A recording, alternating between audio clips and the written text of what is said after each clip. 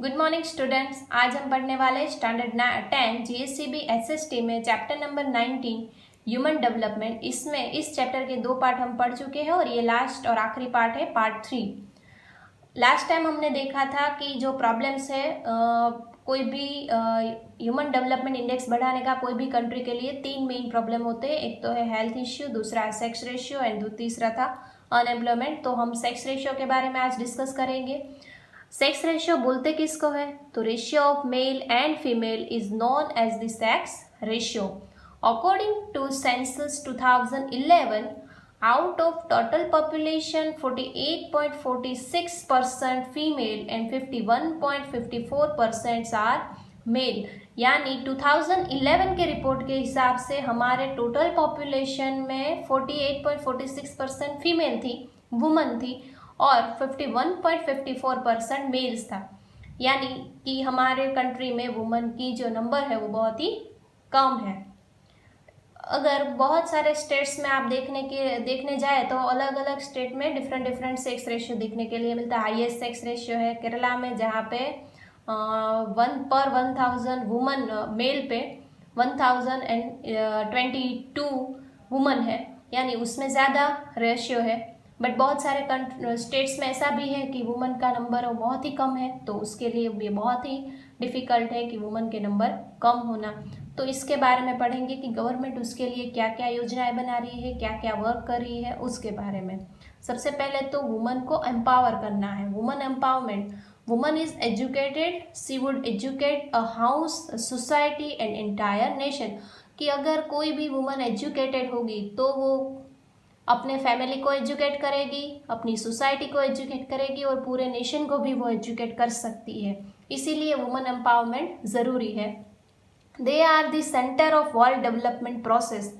यानी पूरे कंट्री के डेवलपमेंट में सेंटर है वुमन, इसीलिए वुमन एम्पावरमेंट की ज़रूरत है। और दे हैव सर्व एज, और वुमन क्या क्या कर सकती है? तो वो प्राइम मिनिस्टर हो सकती है, प्रेसिडेंट बन सकती है, चीफ मिनिस्टर हो सकती है, taxi driver, to pilot, in field of the journalism, sports, education and acting, social worker, literature, journalist etcetera. यानी ये सारी फील्ड में वुमन का बहुत ही इम्पोर्टेंट प्लेस है और इसीलिए हमें वुमन एम्पावरमेंट करना है।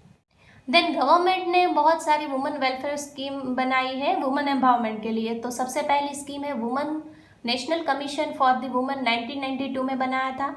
National policy for empowerment of woman 2001 में बनाया था, जो वुमन एम्पावरमेंट का काम करती थी। Then programmes like strength building, employment, income generation, gender sanitation, ये सारे प्रोग्राम के तहत वुमन एम्पावरमेंट किया जाता था।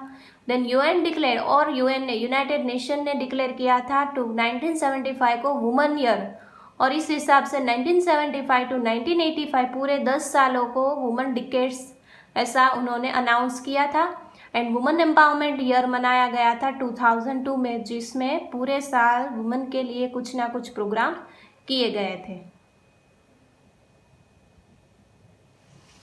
Then steps taken to stop woman exploitation. But ये वुमन एम्पावरमेंट की तो बात चल रही है, पर अभी भी वुमन का एक्सप्लॉयटेशन होता है, या तो वो डाउरी फॉर्म में हो, या तो कोई रेप हो, या तो उसके एजुकेशन ना मिलता हो। तो वुमन को एक्सप्लॉयट कर रहे हैं सोशली। अब देखने जाओ तो वुमन एक्सप्लॉयटेशन हो रहा है, तो उसको किस तरह से कंट्रोल किया जा सकता है और गवर्नमेंट उसके लिए क्या काम कर रही है, उसके बारे में हम देखेंगे।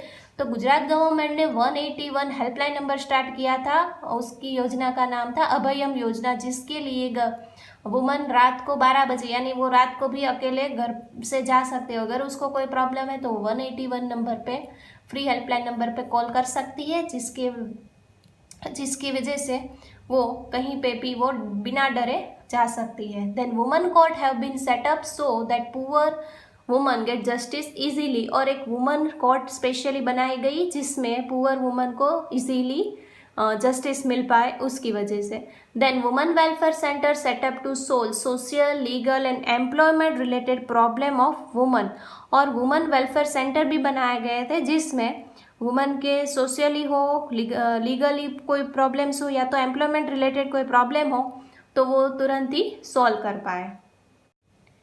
Then various scheme by Gujarat government for women empowerment, और गुजरात गवर्नमेंट ने बहुत सारी स्कीम बनाई है वुमेन एम्पावरमेंट के लिए। First of all school entrance ceremony, यानी स्कूल शाला प्रवेशोत्सव, यानी स्कूल में एडमिशन लेने की एक सेरेमनी बनाई गई थी। And girls education chariot festival मनाया गया, जो गुजरात गवर्नमेंट हर साल करती है।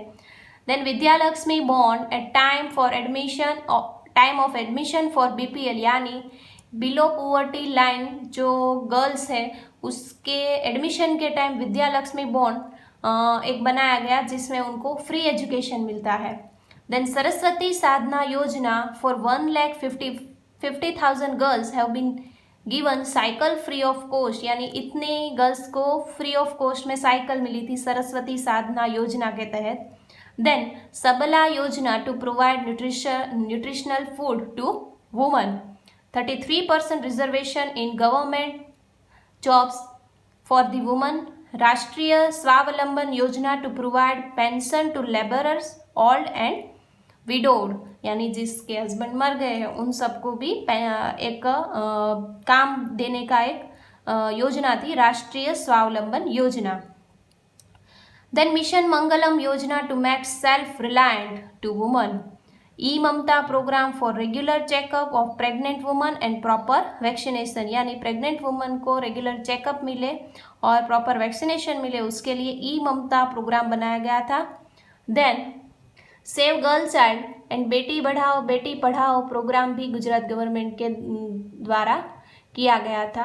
देन चिरंजीवी योजना free checkup and operation for SC/ST pregnant woman, एक चिरंजीवी योजना बनाई गई थी कि जिसमें SC/ST कास्ट में, यानी शेड्यूल कास्ट में आती है वैसी वुमन अगर प्रेग्नेंट हो तो उसको फ्री चेकअप मिल पाए और फ्री ऑपरेशन भी उसका हो पाए।